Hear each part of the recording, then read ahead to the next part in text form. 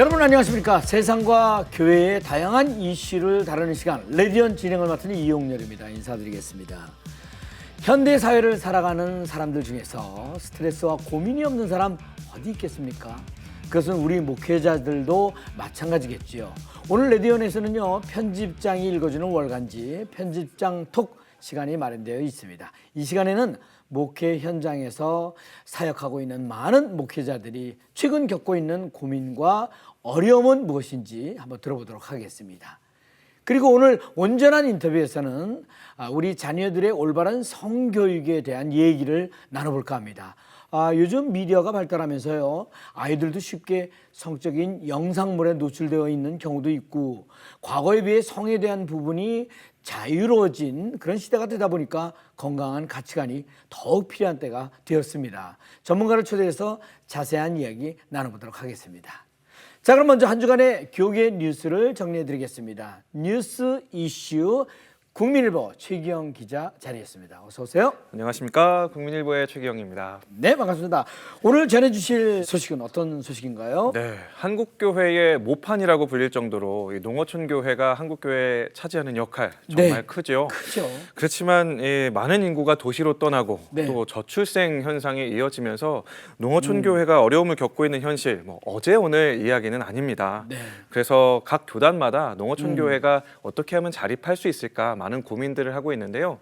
최근에 한국교회 2개의 교단에서 농어촌 목회자들을 대상으로 설문조사를 좀 대대적으로 진행을 했습니다. 오늘은 그 설문조사 결과를 바탕으로 농어촌교회 현실을 먼저 좀 짚어보겠습니다. 그렇군요. 이 시간 뉴스 이슈를 통해서도 여러 차례 농어촌 교회의 어려운 현실에 대해서 소식을 전해드렸습니다만, 이번 설문조사를 통해서 더 구체적인 현실을 파악해 볼 수 있지 않을까 싶습니다. 네, 결과가 어떻게 나왔습니까? 네, 먼저 기독교 대한성결교회가 농어촌 목회자 603명을 대상으로 조사를 했는데요. 일단 가장 현실적인 부분, 사례비부터 짚어보겠습니다. 응답자의 10명 중 7명, 68.5%가 사례비가 200만 원 이하였다고 응답을 했습니다. 100만 원도 받지 못하는 목회자 37%에 달했고요. 사실은 이 부분만으로도 충격이 좀 큰데, 사례비를 1원도 받지 못하는 목회자 13.7%에 달했습니다. 대다수가 최저 생계비도 받지 못한 채 사역 현장을 지키고 있었습니다. 목회자 고령화 현상도 좀 심각했는데요. 농어촌 교회를 섬기는 목회자의 연령대 50에서 60대가 10명 중 9명, 89%로 가장 많았고요. 반면 20대에서 30대 목회자 어떨까요? 단 1명도 없었습니다. 목회자뿐 아니라 교인들의 연령대도 높았는데 특히 다음 세대 감소세가 두드러졌습니다. 교회 학교 학생이 10명 미만인 교회 절반에 달하는 48.2% 가장 많았고, 1명도 없는 교회는 36%인데 농어촌 교회 3곳 중 1곳 이상에서는 매주 주일 예배 때마다 아이들이 제잘거리는 소리, 찬양 율동하는 소리 전혀 볼 수가 없는 것이죠. 무엇보다도 목회자들이 최저 생계비도 받지 못한다는 것이 좀 마음이 아프네요.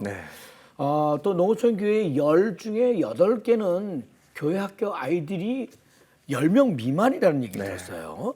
이것도 안타깝네요. 또 다른 교단인 기독교 대한감리회의 조사 결과도 크게 다르지는 않습니다. 감리회는 농어촌 목회자 504명을 대상으로 조사를 했는데 농어촌 교회 성도의 80%가 50대에서 60대였고요. 교회 절반 이상은 교회 학교가 없었습니다. 이에 따라서 이제 목회자들이 교회 학교, 농어촌 교회가 당면한 문제를 교인의 고령화 그리고 교인 감소를 꼽았고요. 결과를 좀 둘러보면서 가장 안타까웠던 지점이 이 지점이었는데, 농어촌 교회에 희망이 없다. 이 문항에 동의한다라고 답한 목회자 절반에 달했습니다. 48.4%를 보였습니다. 물론 대다수 목회자들이 소명을 가지고 농어촌 사역에 임하고 또 최선을 다하고 있는 것은 알지만, 많은 이들이 개선의 여지가 없어 보이는 이 현실에 대해서 참 지쳐있다, 이런 모습들이 좀 엿보였습니다. 농어촌 인구가 줄어드는 건 어쩔 수 없는 부분도 있지만, 그래도 목회자들이 뭔가 생활도 되고 또 동역자들도 있어야 사역에도 의욕이 생기고 그러지 않겠습니까? 그렇죠. 이 문제를 좀 더 극복하려는 노력이 있어야 될 텐데 어떻게 하면 농어촌 목회자들이 힘을 얻을 수 있을까요? 네, 전문가들은 농어촌 목회 사역 현장에서 이제 목회자들의 재교육을 좀 강조하고 있었습니다. 네. 특히 이 많은 농어촌 목회자들이 사역뿐만 아니라 생계를 위해서 참 다양하고 여러 가지 일들을 하고 있거든요. 네. 그러다 보니까 직업 훈련을 교단 차원에서 좀 다양하게 그리고 현실적으로 제공해야 된다 이런 주장들이 꾸준히 제기되고 있고요. 네네. 이 밖에도 농어촌 교회와 도시 교회 사이에 이제 농산품 같은 것들을 교류할 수 있도록 유통망을 좀 마련하면 도움이 될 것 같다. 이런 여러 가지 방안들이 모색해야 될 것 같습니다. 네네. 농어촌뿐 아니라 도시의 개척교회 목회자분들 중에서도 생계를 위해 다른 여러 가지 일을 하시는 분들이 많다고 얘기를 들었습니다. 영혼 구원을 위해 부르심을 받은 우리 목회자들이 지쳐서 목회의 열정과 소명의 끈을 놓지 않도록 우리가 함께 관심을 좀 가져야 할 것 같습니다. 네.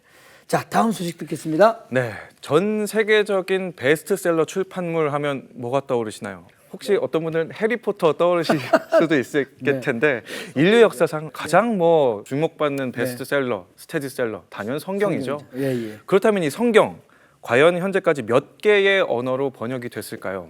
제가 좀 찾아봤습니다. 네네. 해리포터가 80여 개 언어로 번역이 됐다 그래요. 네. 대한성서공회에 따르면 올해 초까지 733개의 언어로 성경이 번역되고 보급이 됐다고 합니다. 아, 그래요. 네. 신약 성경만 놓고 보면 더 많은데요. 1622개의 언어로 번역이 됐다고 합니다. 네. 이걸 이제 추산을 하게 되면 전 세계에서 59억 명이 자신의 언어로 된 성경으로 복음을 전달받고 있는 것입니다. 네. 코로나 팬데믹 기간이었던 지난해만 해도 전 세계에 57개의 언어로 새롭게 성경이 번역이 됐는데 1억 명이 지난해에 태어나서 처음으로 자신의 언어로 된 성경을 손에 쥐게 됐다는 것이죠. 네네.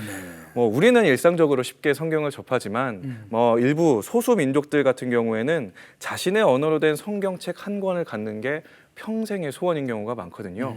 이 베트남 따이 부족이라는 부족도 그 중에 하나인데요. 네. 따이 부족은 기독교 공동체가 자신의 언어로 성경 공부와 예배를 드리고 싶다. 이게 이제 소원이었다 그래요. 그런데 지난해 드디어 따이어 성경을 받고 굉장히 기뻐했다는 소식도 전했습니다. 아, 예.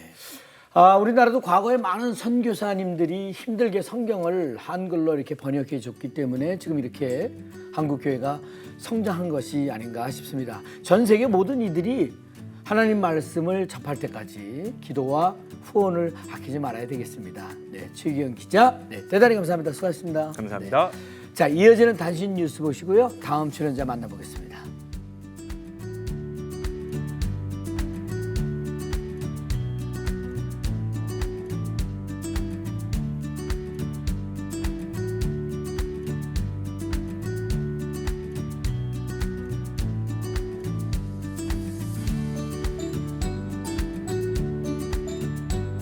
자, 이번 시간은 이 시대의 흐름과 변화를 읽어보는 편집장 독시간입니다. 목회와 신학의 백성우 편집장님 초대해서 요즘 교회에서 목회자들이 가장 큰 어려움을 느끼고 있는 문제는 뭔지, 그리고 해결책은 무엇일지 함께 나눠보는 시간을 갖도록 하겠습니다. 편집장님 어서 오십시오. 반갑습니다. 안녕하세요. 네네. 또 뵈서 반갑습니다. 네.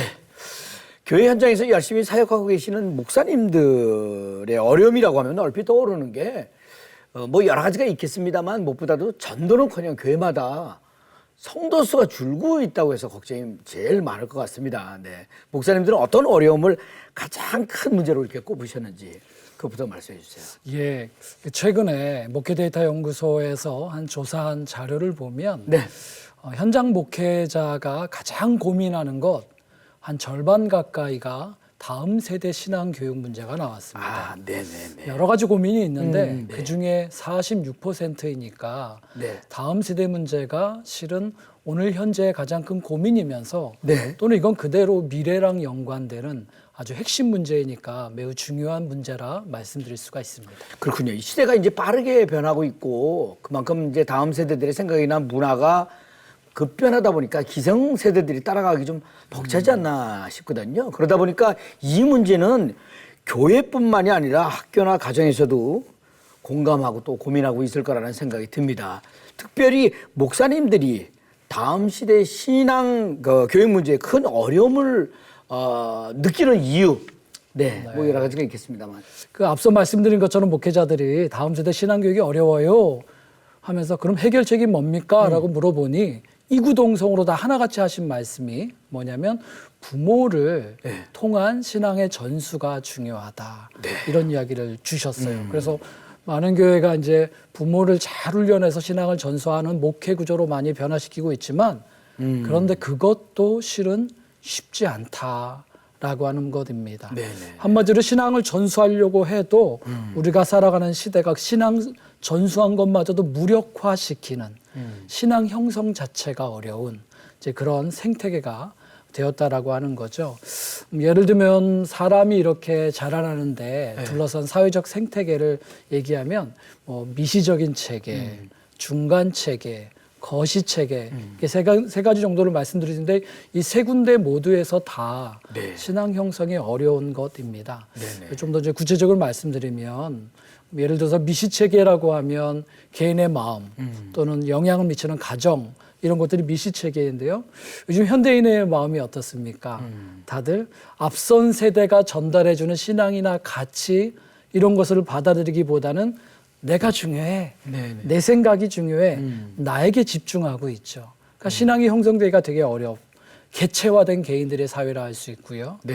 가정도 살펴보면은 말씀드린 것처럼 신앙의 부모를 세우고자 교회 목회자들 생각하지만 정작 그 한 조사에 따르면 현재 교회에 출석하는 신앙의 부모가 속한 30, 40 세대들을 살펴보면 오히려 그들의 신앙이 내적으로나 질적으로 점점점 약해지는 것을 볼 수가 있어요. 또 예를 들면 중간 체제를 보면 중간 체계라고 하는 거는 보통 아이들이 주변에 있는 기관이나 공동체인데 대표적인 게 학교죠. 아이들의 이제 학교가 중간 체계인데 학교를 이렇게 들여다보면 거기도 신앙이 형성되기가 너무 어려워요. 우리의 공교육 체계는 종교를 크게 봐서 배제하는 형태로 진행되고 있죠. 또 종교를 다룬다고 해도 흔히 종교 중립이라는 이름으로 진행하는데 들여다보면 종교 중립보다는요 종교를 중성화시키고 있다 싶습니다. 보통 이제 애완견들을 키우시면 이제 중성화시키는 경우가 많이 있죠. 그렇게 되면은 그 다음 새로운 생명이 태어나지 못하는 특징이 있지 않습니까? 마찬가지로 학교에서 종교를 중립이라는 이름으로 생명력은 이렇게 발생하지 못하게 하는 그냥 지식처럼만 전하는 그러다 보니까 아이들이 종교를 그런 줄로 알아요. 그러니까 중간 체계에서도 신앙이 형성되기가 되게 어렵죠. 마지막 말씀드린 거시 체계 잠깐 말씀드리면 우리 전체 가정과 기관과 공동체를 누렸던 사회 문화 전체가 세속 시대가 됐다 이렇게 말씀드릴 수 있습니다. 세속 시대에 들어와 있기 때문에 예를 들면 신앙적인 진리에 반하는 어떤 무신론적인 상대주의라든지 너무 이게 어렵고요. 또는 이제 과학주의에 경도되어서 신앙적 장벽이 많이 생기고 있죠. 그러다 보니까 우리 사회도 탈종교인 비율이 63%에 이릅니다. 급격히 늘어나고 있는 그러한 상황입니다. 지금 말씀 듣는 가운데 여러 가지 면에서 다음 세대들에게 올바른 신앙 교육을 하기 정말 어려운 시대에 접어들었구나 하는 생각을 해보게 되는데요. 그렇다고 포기할 수만은 없지 않겠습니까? 그죠? 그래서 저는 그 답을 우리 어른들에게 찾아보면 어떨까 싶은데 편집장님 어떻게 생각하시는지요? 너무 중요합니다. 이 신앙 형성과 관련해서 어른들 또 교회의 역할을 제가 간단하게 세 가지를 좀 말씀을 드리면 첫 번째는 교회와 부모님들이 기존의 신앙을 전수해가는 방법 여전히 중요합니다. 꼭 필요한 부분입니다. 그거를 건강하게 잘해주실 필요는 있습니다. 두 번째는 그 신앙을 형성하는 방식에 변화가 좀 필요합니다. 아이들에게 일방적으로 우리가 전달해 주는 거에 신실하게 응답해야 돼라는 일방적인 요구보다는 아이들과 함께 진정성 있게 신앙을 찾아가는 소통의 방식, 또 아이들이 배운 것을 사회적인 실천으로까지 확장해 주는 그래서 의미 있게 실천하는 그런 실천의 방식들 이런 방식의 변화가 필요하겠습니다. 이제 마지막 세 번째는 세상을 바라보는 눈을 존재론적으로 바꾸어주는 그런 도전을 이제 교회가 좀 감당할 필요가 있다라고 하는 겁니다. 왜냐하면 흔히 말하는 요즘 시대, 네. 포스트 모던 시대는 인식론이 굉장히 강한 시대입니다. 이게 무슨 말이냐면요. 네. 누가 뭐라든 각 개인이 내가 이해하고 내가 바라보고 내가 의미를 규정하는 방식이 중요하다. 다 그렇게 말하고 있어요. 다 그거를 또 그렇게 격려하고 있죠. 한번 생각해 보십시오. 그런데 만약에 내가 저 사람에 대해서 저 사람이 내게 별로 의미가 없어 라고 한다고 저 사람 존재가 사라지는 건 아니잖아요. 아니죠. 저 사람의 의미도 없어지는 건 아니지 않습니까? 그 존재 자체의 중요성을 놓친 채 그 존재에 대한 내 생각과 내 느낌만 강조하는 거는 실은 매우 위험할 수 있습니다. 네. 교회 신앙 형성 교육은 이제 좀 우리가 바꿔서 세상을 도전해서 하나님 또 이웃 또 우리가 살아가는 이 생태계의 그 존재 자체를 발견하게 도와주고 그 앞에서 겸손할 줄 아는 그런 거시적인 측면에서 도전할 줄 아는 그런 신앙 교육이 필요하겠다. 이렇게 말씀드립니다. 네, 아유, 잘 알겠습니다. 이 다음 세대들의 신앙 문제, 신앙 교육 문제가 결코 교회 목사님들만의 숙제는 아닐 거라는 생각입니다. 네, 개인과 가정, 교회가 함께 신앙 형성의 생태계를 고민하고 함께 노력해야 한다는 사실 꼭 우리 기억을 같이 하기 바라고요. 백성우 편집장님과는 여기서 인사 나누도록 하겠습니다. 대단히 감사합니다. 수고하셨습니다. 감사합니다. 네. 자, 이어서 온전한 인터뷰로 넘어갑니다. 자, 이번 순서는요, 우리 사회의 다양한 이슈들을 성경적 시각을 통해 바라보는 온전한 인터뷰 시간입니다. 부모로서 자녀에게 가장 힘든 교육 중에 하나가 바로 성교육이 아닐까 싶습니다. 그런데 공교육 현장에서는 성행위를 외설적으로 묘사하는 포괄적 성교육이 무분별하게 퍼지고 있는 현실이기 때문에 우리의 목소리가 높습니다. 오늘 온전한 인터뷰에서는요, 자녀들의 건강한 성교육에 대해 카도슈 아카데미의 공동대표 이재욱 목사님을 초대해서 자세한 이야기를 나눠보도록 하겠습니다. 네, 어서 오세요. 네, 안녕하세요. 본인 소개 좀 해주세요. 네, 저는 카도슈 아카데미 공동대표 이재욱 목사라고 합니다. 네네. 현재 부천에서도 교회 담임하면서 목회를 하고 있고요. 네. 또 하나님께서 2019년도에 이 카도슈 아카데미라는 기관을 설립하게 하셔가지고요. 네. 지금 현재 전국에 7개 지부를 두고 네, 강사 선생님들 한 70여 명 네네. 이렇게 하면서 좀 여러 가지 또 활동과 사역을 하고 있거든요. 네네. 네, 저희 카도슈 아카데미에서 또 교육하고 있는 내용이 아까 말씀해 주셨듯이 네. 성경적 성에 대해서 가르치고 또 세계관에 대해서도 가르치고 있습니다. 네네. 이 성경적 세계관이 올바로 자리 잡혀야 그 하위 항목인 이 성에 대해서도 바로 가르칠 수 있거든요. 네네. 그래서 그런 교육들을 현재 해나가고 있습니다. 네, 그런 질문을 이렇게 드리려고 마침 하던 네. 차였는데, 네, 성경적 성교육을 이제 교육하고 있다고 이제 쭉 말씀해 주셨는데, 조금만 구체적으로 어떤 내용들을 교육하고 있는지 또 어떤 활동들을 하고 계신지도 좀 네. 소개를 좀 해주세요. 네, 일단 성교육은 크게 두 파트로 좀 나눠서 하고 있습니다. 네네. 이 세상 성교육을 하고 있고 또 하나는 이제 교회 안 성교육을 하고 있습니다. 네. 물론 이 두 가지 모두 이 성경적인 이 관점에서 이 베이스를 놓고 지금 진행하고 있는 상황이고요. 네. 지금 이제 교회 안에서는 이 말 그대로 이 정확하게 신학적 관점에 따라서 부모 쌤이나 그리고 뭐 청년 그리고 아동부터 해서 전 연령대를 하고 있고요. 저희 기관에서 또 성경적 성교육 커리큘럼이라는 걸 만들어서 네. 초등학교 1학년부터 고 3학년까지 1년에 4회차 그래서 총 48개 커리큘럼으로 교육할 수 있도록 그런 것도 작년에 커리큘럼이 그렇게 많습니까? 네네. 오. 그리고 이거를 저희가 더 세부적으로 쪼개면은 뭐 48개뿐만 아니라 뭐 더 많은 분량까지도 늘려서 지금 할 수 있고요. 또 이런 것들을 이제 저희가 대안학교들에게 공문을 발송하고 해서 지금 많은 기독교 대안학교들이 저희 카도슈 아카데미하고 MOU 체결해서 같이 성경적 성교육을 자녀 세대들에게 가르치고 있고요. 또 네. 교회들도 교회 교육 부서들도 연락을 주셔서 교회에 저희가 들어가서 뭐 한 주 네네. 혹은 2주 혹은 교회 안에서 캠프 네. 이렇게 하면서 하나님이 주신 아름다운 성을 네. 하나님의 영광을 위해 이렇게 하면서 저희들이 이런 사역을 또 교회에서 하고 있습니다. 네. 이 본격적인 질문으로 들어가려고 했는데 치고 들어갈 공간이 없네요. 뭐 그냥 뭐 하고 싶은 말씀이 굉장히 많으신 것 같아요. 네네. 사실 말이죠. 점점 세상은 가정과 성, 이 생명에 대한 기준이 점점 이렇게 무너지고 변화하고 있지 않겠습니까? 그만큼 공교육 현장에서도 포괄적인 성교육에 대한 내용들이 무분별하게 퍼지고 있다고 해서 우려들이 이제 높은데, 공교육 현장에서의 성교육은 어떤 내용들이 전해지고 있는지부터 우리 설명을 좀 해주시면 감사하겠습니다. 네, 공교육에서 지금 시행되고 있는 성교육을 크게 이 4가지 기둥으로 좀 생각하면 좋을 것 같습니다. 네. 네, 그래서 첫 번째는 이제 성별 정체성에 대해서 가르치고요. 네. 두 번째는 성적 지향. 세 번째는 성적 자기 결정권. 네 번째는 이게 피임이렇게 가르치는데요. 근데 사실 우리가 생각했을 때 이 성별 정체성 하면 그냥 남자는 남자, 여자는 여자 이렇게 우리가 생각하면 되는데 왜 이런 것들을 교육하는가? 근데 이것이 이제 멀리 앞을 내다보고 두는 포석이거든요. 이 성별 정체성에 가르쳐야지 앞으로 뭐 다른 내가 성별 정체성도 가질 수 있다라는 것을 말하기 위해 먼저 이렇게 판들을 깔아놓고 있는 겁니다. 두 번째 이제 성적 지향.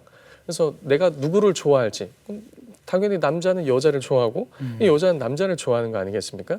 근데 이것을 굳이 가르침을 통해서 내가 꼭 남자인데 여자만을 좋아하는 것이 아니라 다른 사람도 좋아할 수 있다. 다른 성별도 좋아할 수 있다. 남자는 남자, 여자는 여자. 이게 좋아할 수 이런 것들이 이제 깔아놓는다는 거죠. 그다음 제일 문제가 되는 것 중에 하나가 이제 성적 자기 결정권입니다. 그러니까 이걸 통해서 내가 말 그대로 내가 성적인 무엇인가를 결정할 의사가 있다는 거죠. 이게 굉장히 많은 걸 함축하고 있는데요. 아까 앞에서 말한 것처럼 성별 정체성도 내가 결정할 수 있다는 것도 일부 포함하고 있고요. 지향성에 있어서도 내가 결정하는 것도 포함하고 있고, 그리고 성적인 행위에 있어서도 내가 어떻게 할 수 있다는 것도 이게 함께 포함을 하고 있습니다. 그리고 이와 같은 것에 따른 이제 결과로서 이제 청소년들의 성행위에 있어서 이것은 할 수 있는 것처럼 가르쳐지고 있고요. 제가 한 가지 정말 놀랬던 것은 제 아는 목사님께서 이제 학교 현장 가운데서 진로 교육을 하시거든요. 근데 자기가 그 성교육이 좀 궁금해서 전 타임에 성교육 강사가 와서 하고 있었답니다. 학교 측의 허락을 받고 제일 뒤에 앉아서 듣고 있는데 학교 성교육 강사, 이제 외부 강사겠죠. 하는 얘기가 이제 청소년들의 질문, 이 성행위를 어떻게 할 수 있는지에 대해서도 막 이제 외설적으로 설명을 하고 뭐 장황하게 설명을 한 다음에 이제 끝으로 결론을 내리는 게 그래도 너희는 청소년들이니까 대학 가서 많이 해라. 그냥 그게 성교육 내용이었다는 거죠. 그 목사님께서 이게 말로만 듣던 학교 성교육이 실태인가? 그러면서 굉장히 좀 충격을 받으셨다고 하고요. 또 이와 같은 교육으로 인해서 사실 교회 현장에 갔을 때 중학교 1, 2학년 청소년들에게 가장 많이 나오는 질문 중에 하나가 이 동성애 관련된 질문이거든요. 왜냐하면 학교 현장에서도 어떤 걸 가르치냐면 애매모호하게, 사실 우리 때는 우정으로서 가르친 그런 사랑의 한 형식을, 그러니까 뭐 남자는 남자끼리 잘 지낼 수 있잖아요. 아주 친밀하게요. 여자 친구들도 마찬가지로 서로. 근데 이와 같은 발달 과정상에 있어서 너무나 자연스러운 것을 우정이 아니라 사랑으로 가르쳐 버리는 겁니다. 그러니까 청소년들은 여기서 혼란이 와버리는 거죠. 또 청소년들이 동성애 관련된 웹툰이라든가 또 소설, 또 여러 미디어 콘텐츠를 통해서 이 동성애에 대해서 굉장히 많이 열려 버렸는데 거기다가 학교 현장에서도 그와 같이 또 맞물려서 이게 들어가 버리니까요. 아이들이 굉장히 좀 혼란스러워하고 내가 그냥 제가 보면 우정인데 나 동성애 성향이 아닌가라는 착각들을 좀 불러일으킬 만한. 그래서 이에 대해서 대한민국의 최고의 이 정신의학자라고 말할 수 있는 민성길 교수님 계십니다. 이분이 이 모든 내용들을 보았을 때 이거는 상당히 문제가 심각하다. 청소년들의 성 정체성을 의도적으로 흔들 만한 그런 교육 내용이 현재 교육계에 전반적으로 퍼져 있다. 이렇게 지적을 하셨습니다. 이 디지털 시대를 맞아서 노출되는 문제점도 많이 있을 것 같은데. 네, 그렇습니다. 특별히 이 코로나 시국을 우리가 거쳐가면서 저희 카도시 아카데미로 문의 내용 중에 충격적이게도 초등학교 2, 3학년들의 이 포르노 중독 관련된 이 SOS 요청이 많이 왔습니다. 사실 이제 아이들이 이 키워드를 2-3 번만 거치면은 음란물에 바로 접속할 수 있는 이런 시대거든요. 그래서 이런 문제들도 아주 부모님들의 마음을 어렵게 하고 흔들고 있는 이런 지금 시대적 상황입니다. 가정에서 부모가 자녀들에게 올바른 성교육을 이렇게 교육하는 일이 쉽지 않지 않습니까? 그래서 아이들이 크면 저절로 알게 될 텐데 굳이 부모가 해야 되나 이렇게 생각하는 부모들이 없지 않아 있는 것 같습니다. 현실은 어떻습니까? 네, 현실은 사실 부모님들이 어떻게 해야 될지 많이 모르시죠. 그렇죠. 그래서 네네. 어디에 많이 문의를 하고 찾냐면 이 세상 성교육이 어떻게 하는지를 보고 많이 팔로우업을 합니다. 네. 하지만 거기서 이제 문제가 발생되는 것이죠. 그래서 제가 이제 부모님들에게 권유해드리는 것은 네. 사실 초등학교 저학년 시기까지는 성교육이라는 이름으로 굳이 가르치지 않아도 괜찮다라는 겁니다. 네. 그러면 그 시기 가운데 오히려 우리가 가르쳐야 될 것이 있는데 그것은 바로 복음에 대해서 더 가르쳐야 된다는 거죠. 그리고 성의 본질적 의미에 대해서 더 잘 가르쳐야 됩니다. 하나님께서 천지를 창조하시고 남자와 여자를 두시되 하나님의 형상으로서 창조하셨거든요. 그럼 남자와 여자를 하나님의 형상으로 왜 창조하셨는가?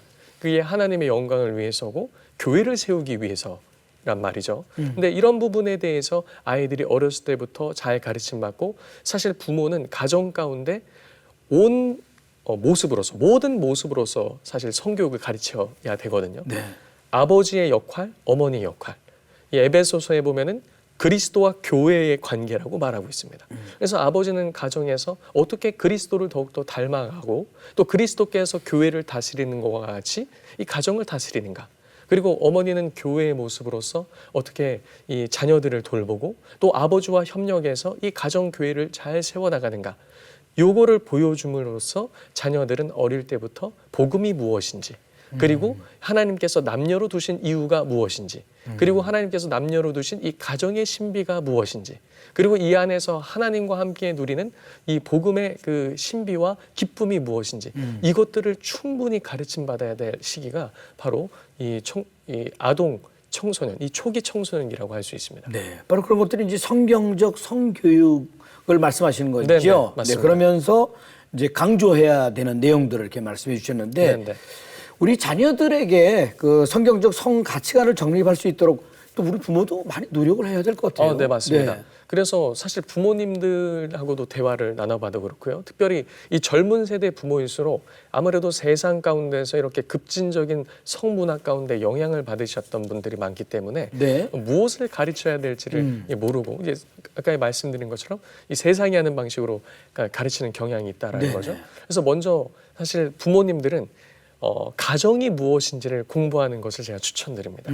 의외로 성에 대해서 많은 것들을 공부한다고 해서 또 그것을 자녀들에게 가르친다고 해서 아이들의 위험 성행동 예방에 뚜렷한 효과를 갖지 못하거든요. 네. 제가 그 중앙대에서 청소년 전공했을 때 위험 성행동 예방에 대해서 2년간 연구했습니다. 연구한 결과 부모로부터 전수받은 가치관이 위험성행동 예방에 가장 뚜렷한 예방 효과를 줍니다. 오히려 그냥 세상에서 가르치는 지식 전달은 아이들이 위험성행동을 하는 그 위기 가운데 어떠한 조치도 하지 못하게 한다라는 거예요. 네네. 그래서 오히려 부모님들이 먼저 가정이 무엇인지, 부모의 역할이 무엇인지, 자녀가 무엇인지, 그리고 우리가 어떻게 교회로 세워져 가야 되는지, 네네. 그리고 앞으로 그와 같이 남자와 여자로서 거룩하게 자란 우리 자녀들이 어떻게 새로운 또 교회를 하나님과 함께 이제 결혼을 통해서 네네. 세워갈지 이런 것들을 상당히 많이 가르쳐야 되는 시기가 바로 이 시기라고 생각합니다. 어떻게 보면 부모부터 교육을 받아야 되는 겁니다. 네, 맞습니다. 네네네. 그런데 이런 생각도 듭니다. 자녀의 그 성별과 연령별에 맞는 성교육이 다르지 않을까. 네. 네.